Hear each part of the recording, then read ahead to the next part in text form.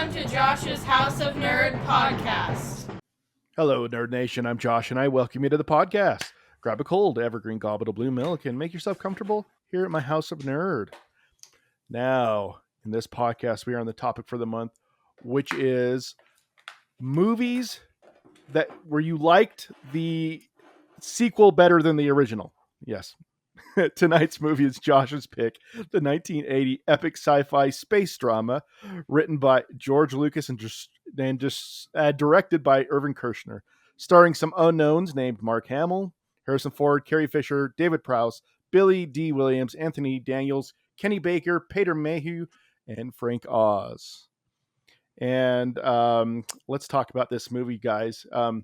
It's one of the things that you kind of wondered, you said you actually got me worried a little bit about this week after we picked this movie, was what are we going to talk about on this movie? Because it's one that has been hashed to death and stuff like that, and has been talked about. It's like one of those ones that, like, I think everybody and their dog is like talked about. So I started thinking about what can we do that, talk about that maybe nobody's talked about before. And I couldn't come up with anything, so we're just going to talk about it and stuff like that. I think the pressing question is, you have, by picking this movie and putting it on your list, you've basically said that this movie is better than the first one. So you have to now defend that. Oh, yeah. And I was waiting for that. And that's one of the worries that I had, is because that's one of the things you also said last time. It's like, oh, okay. So it gave me getting, thought about it and thought about why this is it, because I truly do love the original Star Wars. Let's just get that out there, just out there for everybody to say, hey, Josh doesn't like the original Star Wars. That's not true. I do, and I absolutely adore the original Star Wars. But if I had to pick a list, it's always Empire Strikes Back first, then the original Star Wars, then Return of the Jedi for the original trilogy. And the reason that I typically pick The Empire Strikes Back as my favorite one, and I'll defend it, which I have done many times to people, is that I like it's the one that I always have a tendency to go back to the most. It's the one that sucks me in. It's the one that keeps my attention. And there's key points of this movie that always sucks me in on this one. And I think a lot of it goes back to also nostalgia. I originally saw the original Star Wars on a VHS tape at a friend's house in 1980 something, about the time Empire Strikes Back came out in the theaters. So I was enthralled in that. But then when I saw The Empire Strikes Back, I have always just been completely mesmerized by the Imperial Walkers. That's been a big thing that has always just it just blows me away how amazing those are on Hoth. So that's one of the big things. I like the themes of this more.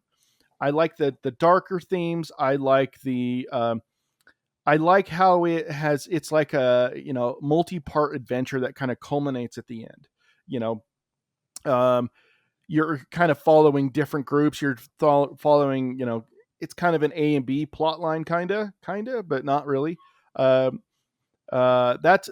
do like that, how there's a little bit more of a splitting of the adventure.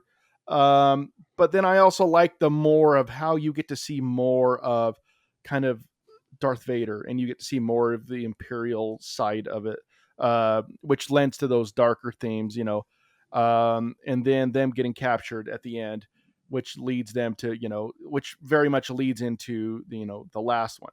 So I think the Sky City section of it is the reason I have a tendency to like Empire Strikes Back just a little bit more, just a hair more, is the lightsaber scene at the end in Cloud City, especially the part where where Darth Vader. Well, the biggest thing that sticks in my mind is how Han Solo gets cryogenically froze, and then how the massive fight, which leads to the reveal of Darth Vader being his father. So those are the biggest reasons, I think, for me, of liking this movie the most. I like the darker tone. And I think the space battles are a little bit, or the lightsaber scenes are a little bit more epic in this one. But that doesn't take away anything from the original Star Wars. This one's just a more of an opening up and a bigger kind of showing of what this universe is at that time. So those are some of the things that kind of hits me if I had to think about, why I have a tendency to lean more to Empire Strikes Back.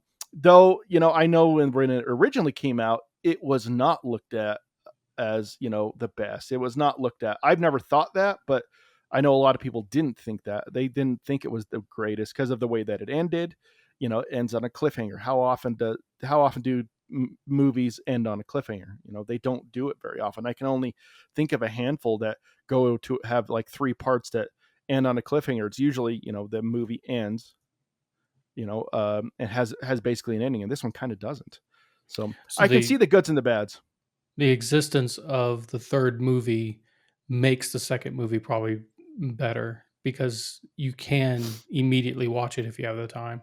Whereas at the time when it came out, obviously that wouldn't be the case, right? Like you just had to wait till the next movie came out. Yeah. Right. Hope, so it's kind of like the Two Towers, yeah. Which, okay, and this will be a funny kind of thing, even though we've never done Two Towers on here. I actually have a tendency to really, really, really like the Two Towers a lot. It's one I have a tendency to watch a little bit more than, say, even the original Rings. I can see that. I don't know. Can you? Yeah. My question though, Return of the King is so much better. I actually think I love Return of the King. That's my second most favorite. But it's not that's not the sequel. That's the next one. I don't know. That's the final one. Yeah. That's the final. Anyways, so my question for Josh is, and the question that I had while I was watching this was, compare this to The Force Awakens and The Last Jedi. Compare Star Wars: A New Hope and Empire Strikes Back to The Force Awakens and The Last Jedi. Why you got to pick fights like this? That's the point of the podcast. We're just here to fight each other. How are you want me to compare this? So this is what I'm asking. Like, do you put The Last Jedi better than The Force Awakens the same way you do The Empire Strikes Back? And is it and do you have some of the same reasons for it? Oh, if you're gonna open this can of worms. Oh my goodness. I think it's a good can of worms. You have had this talk, and the answer is no. I do not. Though The Last Jedi has very much grown on me. When I originally saw it, I did not like it, even though it does have darker tones. It does. They were trying to compare. I think they were trying to do like an Empire Strikes Back type scenario, which kind of tanned my hide a little bit. I kind of want them to go a little bit more original, and they did. Even though I know they were trying to go. Hang on. No, they did. All right. Bear with me here. All right, I know your feelings on this, Chris. But reason I say, I almost feel like they went a little bit too far on the trying something new. Whereas The Force Awakens, they went too close to the hilt, or too close to the body, where they tried to play it too safe. And I feel like sometimes with Last Jedi, they overcorrected a little bit. Now, saying that, I really do like many, many, many, many parts of The Last Jedi. Now, could I compare it to like, Empire or any of those ones? No. And I'm not asking you to compare it. It's more of like a comparison to The Force Awakens, like your feelings on that compared to Force Awakens versus Empire Strikes Back compared to New Hope. Because I kind of know where you're gonna like place some like ratings wise. Right. I just wanted to see if you're like the same kind of thing, because in my mind the Force Awakens and the Empire, the Last Jedi and the Empire Strikes Back, I think both strayed away and tried to do something new. I mean, the Empire Strikes Back ended on a crazy cliffhanger, and like you said, how many movies actually did that? How many big blockbuster movies just like, we're just going to end on a cliffhanger and call that good? And so, well, even at that time too, risks. John, is that there was no sequels. They really didn't do sequels very much back then either. They all kind of seem to land with a plot. So I think they took a lot of risks there too, and so I see a lot of similarities in the stories of like how each individual movie came to be with this and the Last Jedi. So that's why I was interested in like your feelings on the Last Jedi compared to the Force Awakens, I guess. Here would be the comparison. You know, like I said about Empire Strikes Back, it was more of an adventure. I felt like with Last Jedi it was, and you know, I think I've told Crit and you this before, that it was like the quest for gas. You know, like a Spaceballs type theme. You know, Star Wars, the quest for gas. Because that's where I kind of fell a little short on the Last Jedi a little bit. I felt like it was too much based in one location, though the ending of that movie is pretty epic and I love it. It's really good. I feel like the Cantabite scenes and those are what take away from that movie, and that's where I kind of get lost and where I can't compare it to, like, say, or with the Empire Strikes Back or the other ones of saying that it was like, it held my attention. Whereas Empire Strikes Back, Star Wars very much hold my, attention. Now, I get in battles all the time. People ask me about Return of the Jedi as well. And Return of the Jedi is always a hard third for me. There's, again, kind of the same reasons why Last Jedi. I sometimes feel like it's got a little bit of a slow start on Return of the Jedi, which kind of drags down a little bit. Once they get off of Tatooine after the sail barge of Jabba the Hutt and the Sarlacc pit, I feel like that movie just picks up like crazy, and I just love it to the end. And then I sometimes, even though I like the Ewoks, but I don't like the Ewok scenes, on Endor, it kind of feels like not as, I don't know. I just don't like him as much, is the biggest thing. It comes down to it. So that's why and that's kind of the reasoning between some of these things, that comparisons I'm trying to compare to, like, say, of The Last Jedi. For those reasons, I kind of do it, because it's just feels so slow and it takes a while to get going and stuff. Whereas Empire Strikes Back is it's just kind of going from the get go, from Hoth, the Hoth scenes. See, and I'd argue that the Empire Strikes Back starts out pretty dang slowly. With the whole Luke getting lost and the protocol or the probe droid scene, and like it starts out, it's a really slow, and then he sees Ben, and it's all about I feel like the second start is really slow. Once it gets into the fight scenes on Hoth and the invasion, sure, but the first 15 minutes are all the interplay between. But I think it's really good. Don't get me wrong. I'm not saying it's a bad thing, because it does a really good job of setting up the new dynamics between Han and Leia and Han and Luke, and like it does a really fantastic job of setting up those dynamics that the entire film relies on. So don't get me wrong. I'm not saying it's bad. I'm just saying, like, if it is, I think it starts off slow. I agree with you. It is a little slow, but I think it's slow for a purpose, where sometimes I feel like with Last Jedi, it's slow for there's no reason for some of the slowness or staying in one place, at one point. But again, that movie, I really have mixed feelings with, because there's so much I love about it. And there's just so much, there's some things I hate, I just don't like about it. It just kind of turns me off. So, whereas, again, Empire the whole thing kind of sucks me in. Even the Hoth scenes with the Tauntauns and the big hangar deck and stuff like that you're talking about, even when there's that slow part where he gets, taken by the monster, that its name just went out of my head really fast. Those are slow, but I don't feel like it drags you down on the movie. And like I said, I don't like say it they're slow in a negative sense. It's just it is a slow start. Yeah. So, no, I agree. The only part of the movie that it doesn't drag for me, but it also, like, it's really important. And I think they did a really good job of mitigating it, is the Dagobah scenes with Yoda, and they do a good job of interspersing those scenes with the the chase from the Millennium Falcon. I agree. If they didn't have the chase scenes with the Millennium Falcon and the Star Destroyers, I think the Dagobah scenes would have been too slow. Oh yeah, no, it would have drugged the movie down hardcore, I believe. I think you're Yeah. totally right, John. It kind of need that interspersing with like the asteroid scene and stuff, with him kind of floating back and forth between him doing the, floating rocks and bringing out the X-wing out of the swamp and things like that. I think you're right. If he hadn't done that, then it could have been an issue.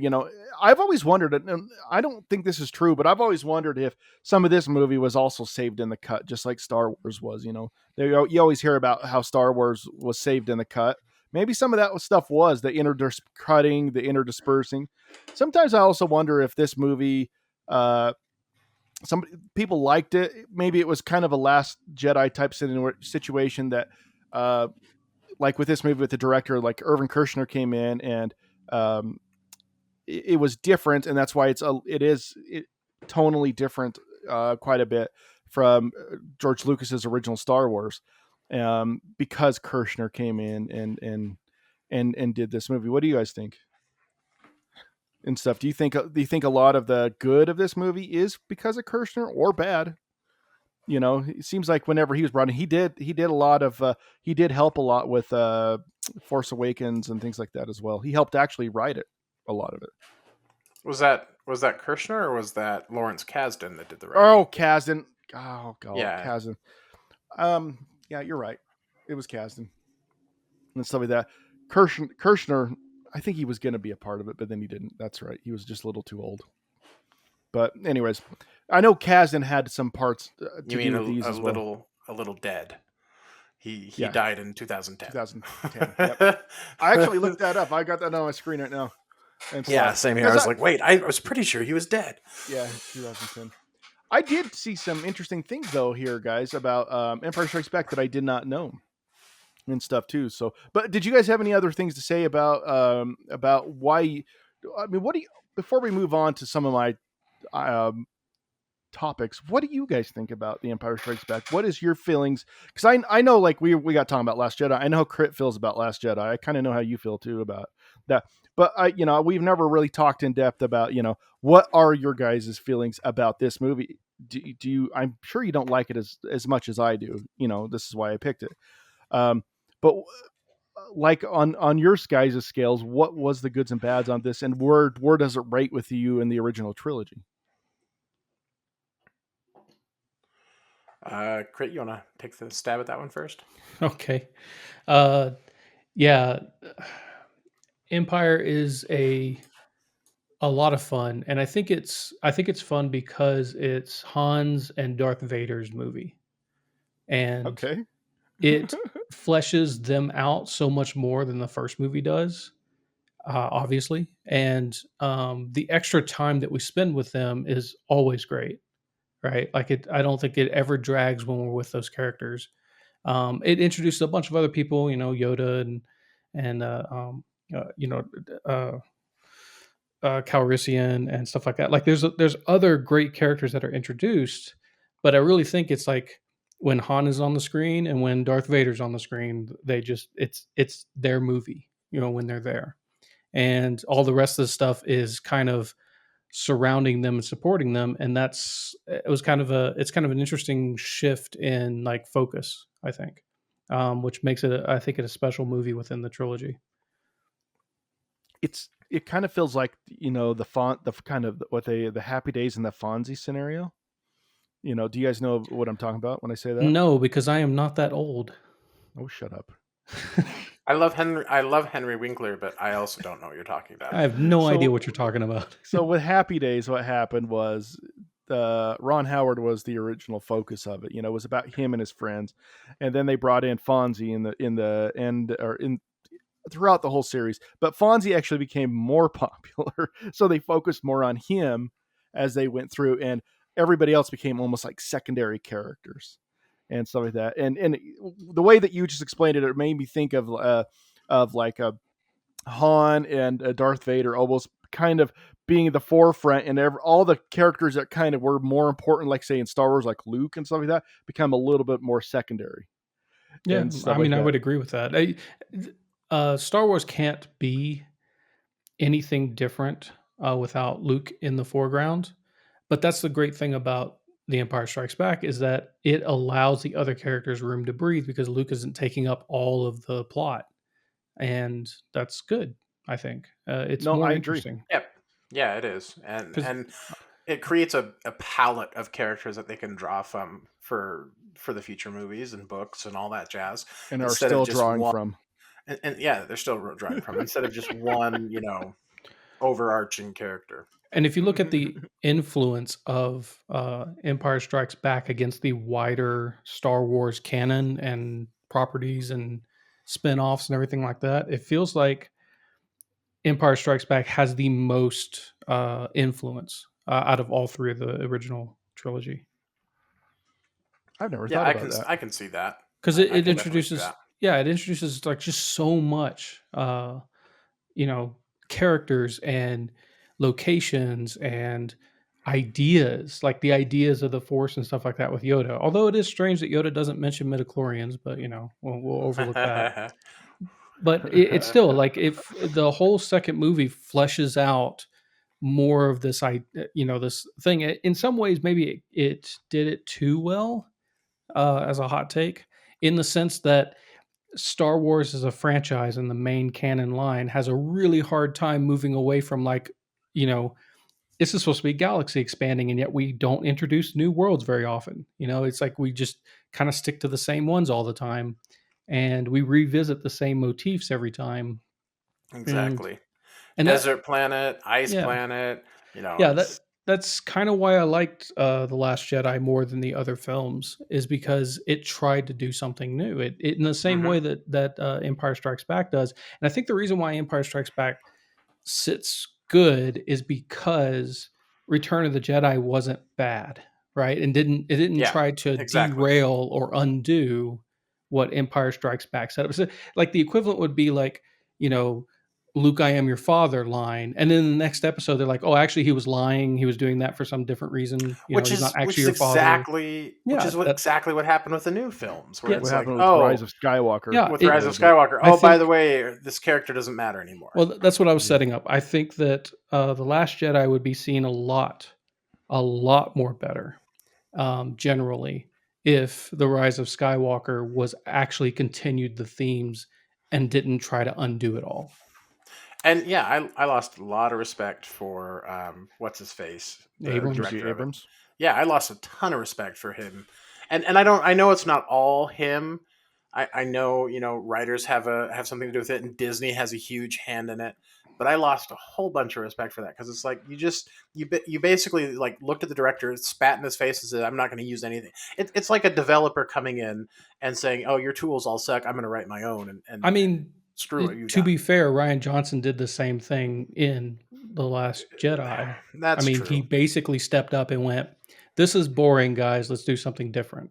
Whether you like that difference or not comes down to whether you agree with him that it should go in a new direction. And a lot of fans are old guys that don't want anything to change, and so they're like, "No, I'm sorry, you're doing something that doesn't make sense. This should be about the Skywalkers for some reason." And he did try to do that with Ryan. I mean, I did like some of those things he did try to expand on. Don't get me wrong. Yeah. I think the only problems I have with Last Jedi is, I think the biggest one I've always said with you is Cantabite. But I think that's more of a movie misstep than necessarily writing. It's a writing misstep too. It's a writing misstep. Mm-hmm. But the overall themes of like when they're on Cantabite, they did bring one thing up that I actually really wish that they would have moved forward with, was that there are more people who have access to the Force every day that are Force users, and it's not just the whole point of that movie was to break the familial connection and stop telling the story. Stop telling this exact same story every single time about this one special family. It's like, look, if they'd have followed through with that in the third movie, Star Wars would be much healthier than it is right now. Right now, it's on a nostalgia kick. We're doing all sorts of stuff to go back, and we're not telling brand new stories with new characters very often. I mean, we're getting there with some of the TV stuff, but still, they're trying to make us forget the whole trilogy exists. Like, oh, guys, just forget it. It happened. Like, forget I about lost it in the theater when they're like Rey was Palpatine's daughter. I was just like, are you joking right now? Yeah, You've it got to be just kidding wasn't. me. It just wasn't interesting. That's not even close to as interesting as what Rian Johnson and his team did on The Last Jedi. Exactly. So back And to going with that, it wasn't even half as interesting as I don't know if they were trying to go for the Luke, you're my son type scenario. I'm your father type scenario with the Palpatine thing, because in Empire, it was far more. I mean, it's still talked about to this day. Well, they kept it so close to the vest. The only people that knew, like there was a different line read on set. Only Hamill knew that he was actually reacting to a different line. Like they just did so much to keep that secret so that it would be a big reveal. And it works in the second movie because what it does is it creates Tension a for the third question. one. Yeah, tension for the third one that can be resolved. It's an interesting problem to have when you're doing 3 movies, which I don't think they originally planned to do. But that's the great thing about a second movie is you can set the tension and then let everybody sit with it for 3 years and then hit them with a conclusion, which is going to, feel so much better. Yeah, Agreed. I agree. I agree with you not knowing there was going to be another movie too, especially with the whole Leia kissing. Mark, that was weird. That was really weird. But then at the very end, they say there is another. So it's kind of like, he said, Obi-Wan says that to Yoda, and it's like, did they know? No, Yoda said that to Yoda Obi-Wan. said, Yoda. Yoda, Yeah, there is another. Yeah. Yep. So, But they could also be referring to Anakin. Yeah, right. That's true. So you asked like where we sit with this movie, and Crit answered first, so I'm going to answer really quick. Okay.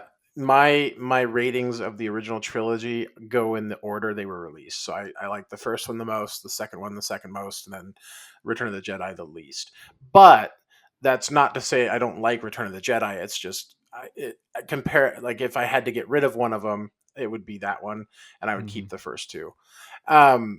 Just because I don't know, I like, I don't know, that's the way it fell in. The second one I love watching, and that's the one I actually turn on most of the times instead of the first one when I'm watching it with like my little boy or something, because I like the Hoth scenes and all that jazz. But the first one did such a fantastic job of setting scenes and like starting this world that the second one wouldn't exist, and the second one couldn't be as good as it is. Well, and the first one's a good standalone too. Exactly. They could have stopped right there and been like, they thought they were going to have to. They weren't sure. They thought it was going to be a standalone for a really, really, really long time. I mean, they even have you ever heard of the low budget follow-up movie they had where it was only Luke and Leia that was planned? It actually came out in a book now, what it was going to be, but it has it has very little of anything other than Darth Vader, Luke, and Leia. Yeah. That's it. It's going to be extremely low budget if Star Wars did not take off. Which means that he had no plans. I mean, he says he had plans, but we're not sure how fleshed out those plans were. It doesn't matter. He may think he may not have had plans at the time, and then after it kind of works out, you know how your memory just kind of goes, well, actually, yeah, I kind of had an idea. Yeah, so therefore I had plans. It doesn't matter. It is what it is. Whether it was this is the whole death of the artist thing. Whether it was pre-planned or not, you can only judge by what's actually on the screen, like what they actually gave us. So yeah. And there's words every once in a while you're just like, yeah, that doesn't match up with it. Well, it's because it's the first ones, and he probably hadn't fleshed out some things totally, even though the framework was there. And it's also a team effort. It's not just George Lucas. So that's the thing that I would like to emphasize. George's contribution was immense, but his isn't the total contribution. He doesn't represent everything that is Star Wars. No. And even in this movie, man, to kind of go along with that, he wrote the story, but he didn't do the screenplay. Right. That was Lawrence Kasdan, and that was Lee Brackett who did that, and then it was directed by Irvin Kershner. Yeah. So something I want to mention about George Lucas, and one of the reasons I think number 2 does really, really well, is it also one of the ones that changed the lease when they did the remasters and the re-releases. Oh, I hate the remasters. Oh, they're garbage, but number 2 is one of the ones that changed the absolute least with all the remasters, or at least changed the least. I think it changed for the good instead of the. Yeah. Yes, yeah. It's got a lot of fun inserts, but there's not a lot of huge change. There's actually no huge changes in this movie. There's a few little inserts, of people talking or can you imagine, whatever. It's not like a Jabba the Hutt scene in the first one, Well, can you imagine like them changing it where Han doesn't shoot at Darth Vader first? It's like you just take the whole impact out of the whole scene. Like it would just be terrible. And that's essentially what they did with the first ones. I'd rather not watch the revised versions. Yep. No, neither do I. I've got on VHS the first special editions. I actually don't have the original cuts, and they're the least tampered with, even though there is some tampering with them. And it's kind of fun to go back to and watch those every once in a while. They do have a fully restored 4K version of all of these movies now, and I can't remember what they call it, that you can download. And they haven't stopped it. But they have taken, it's like this huge group of people that have taken and found all of the 35 millimeters and all of the IMAX releases, anything and everything that people can get their hands on, and remastered. What do they call it? The deconstructed version or something like that. And they brought it back to the original Star Wars, the way it was. Nothing special at all, and it's very, very interesting to watch now. The demastered version. Yeah, the demastered version. I don't think that's the exact word they use, but yes, it's that's exactly essentially what it is. The demastered version, and it's kind of cool. I think I still don't understand why Disney and some of those places have not released a demastered version. Probably because I get it and I don't get it, but probably because the people involved with the remaster don't want to admit that it was a mistake. To them, it would be a point of pride to say, no, we believe in this version. This is the version we wanted to make the first time. And which would be Lucas, Yeah, and it's like... He said it a million times. This is the version I want to make. I wanted to make originally, but the budgets were too low. And it's like, okay, that's fine, man, but you still shouldn't take away the original version from publication. That's the part that sucks. I'm actually okay with artists going back and revising their old stuff as long as their original still exists. Matter of fact, I agree. It's a really great way. It gives a lot of discussion to comparisons between versions and going, because the most, like one of the most interesting things that happened, a couple of years ago was, Zack Snyder's recut of Justice League. Yeah. And so getting to compare Joss Whedon's version against Zack Snyder's new version and just going, okay, it's informative. It's interesting to look at the comparison between them. And even just doing that between the same person, just going, okay, Lucas could only make Star Wars this way. And then Lucas thinks that this way is more better to tell the story he wanted to tell. Just let us have the original also. Like, that's what I don't understand is scrubbing of the original out. Yeah. And that's very frustrating. And it was just like, I don't know if they were, I fully agree with everything you just said. Why not have the original? Why not have that comparison? Because people still love that original. And yes, there's different music and in some places. Yes, there's different this and that in different places. Who cares? Flaws and all. People want to see what they originally saw in 1977. Mm-hmm. And you want to talk about nostalgia. That's why I can't believe they haven't released it yet. It would be so nostalgic to see it in its original form. Kind of like I just even watching The Empire Strikes Back. I watched it on Disney Plus. And I have all my DVDs have the original Emperor in them.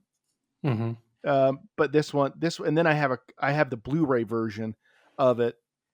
That is the remastered Emperor version, who even says completely different lines in many, many ways, because they add in Anakin, in the new Empire Strikes Back. Mm-hmm. Whereas before that was never said. It was all about Luke and stuff. So anyways, it's just kind of a difference. It's like, what do I like better? Well, there's pluses and minuses both. I'd kind of like just to see both.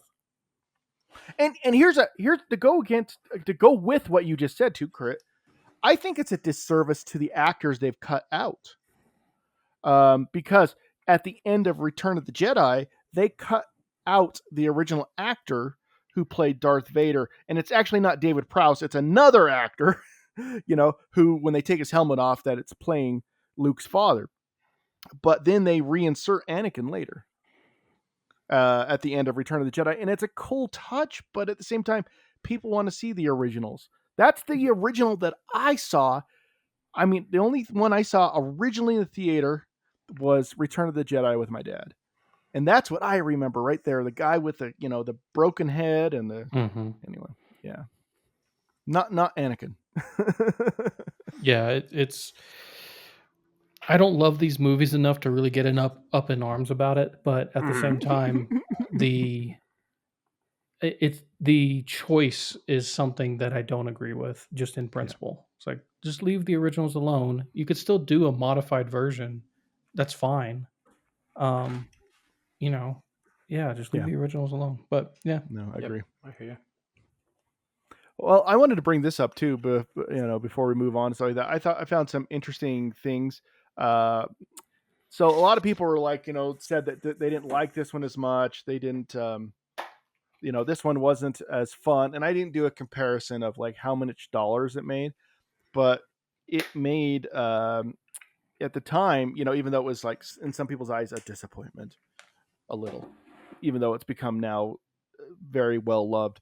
It made $401 million. And in today's dollars, I kind of did that comparison. It would be $1.5 billion in today's dollars. So right up there in the lines of like a Endgame or something like that. So I thought that was really interesting, even though it was looked at as not as beloved, at the time, that it slowly grew into what it is now. And at that time, earning basically equivalent of $1.5 billion in today's dollars. So anyways, just kind of fun. I think Star Wars as a franchise was successful. Right. Yeah. I mean, in comparison, Star Wars, well, okay. And here's the funny thing. I just looked up Star Wars while we're looking at it. It made, it was made on a $11 million budget, and it made $775 million in the day. So that's actually what that'd be like $1.8 billion in today's day money. So it made Empire Strikes Back made less than the original Star Wars, but it made a lot less than the original Star Wars. So by that calculation, there's no doubt they looked at it as, this was not successful, because you're looking at what the previous did. That's what you're comparing to. Which is ridiculous to say when they're earning, in the 1980s money, $500 million, which even today is not always, movies don't always get up to. Yeah, but you didn't get funding. You got funding for Empire Strikes Back based on the 700 figure. So if you don't make the 700 figure, it wasn't as successful to the people that are funding it. Thankfully, the people who funded it was mostly George Lucas. He actually self-funded all of the movies. Well, that tells you that well, then he should be satisfied. There's who's then saying that it's not successful? Oh, just critics and things like that. Just a lot of the critics said that. All right, opinions. I know, screw them. Great. I know, opinions. Well, I mean, not screw them. They have a right to their opinion. It's just I don't know why financially we would care about a critic's opinion financially. Like the finances, that doesn't make any difference. I don't, but some people do. I mean, the 700 million came off of word of mouth, right? It's like absolutely do. Someone went and watched Star Wars, and they immediately dragged all their friends to go see it. Like that's where that comes from. Empire, because of the way it ends, not a lot of people are going to go out and drag their friends to go see it. An interesting part is Return of the Jedi made a little. Let's see. I think it made a little more. Well, people like a conclusion. Yeah, it did. It made a teeny bit more. Yeah. No, it actually made a teeny bit less. There we go. Sorry. It did. Oh, really? Okay. Yeah. That's crazy. That is crazy. But I mean, we're talking almost even. Yeah, almost even. It's pretty damn close. So. And launched multi-billion-dollar franchises. So yeah. Long term, he's laughing all the way to the bank. It doesn't matter. Yeah, and even though people do poo-poo, the episode 1, 2, and 3, they've grown on me.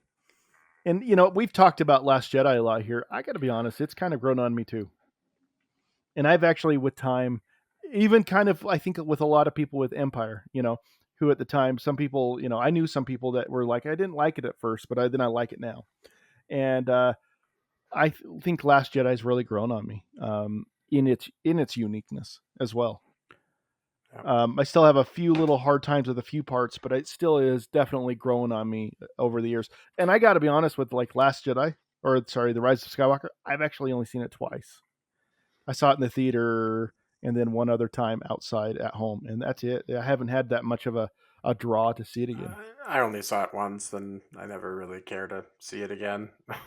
And the funny thing is, I've seen Last Jedi like 2 or 3 times, maybe even 4.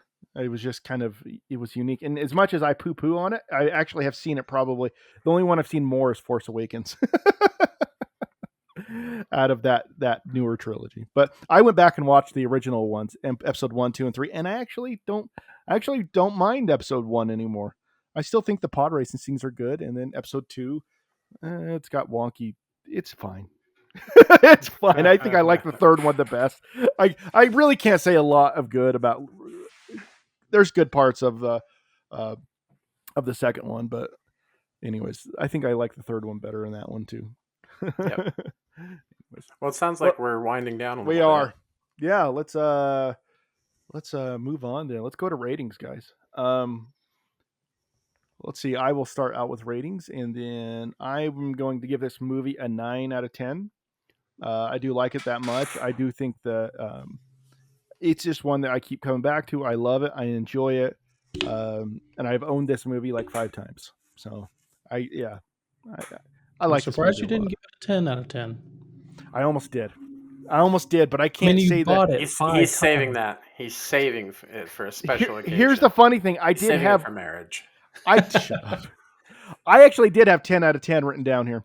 Okay. And then I creeped it back to 9.5. And the reason for that is I don't know if it's an absolute perfect movie. Now, if I was rating this out of like all the aesthetics and all the storyline, if I was rating it out of one of my favorite movies, yes. But if we're going to factor in all of it, I couldn't give it a perfect score. Okay. So, all right. I'd watch this with my mom. It's a good family film. Yes. Yep.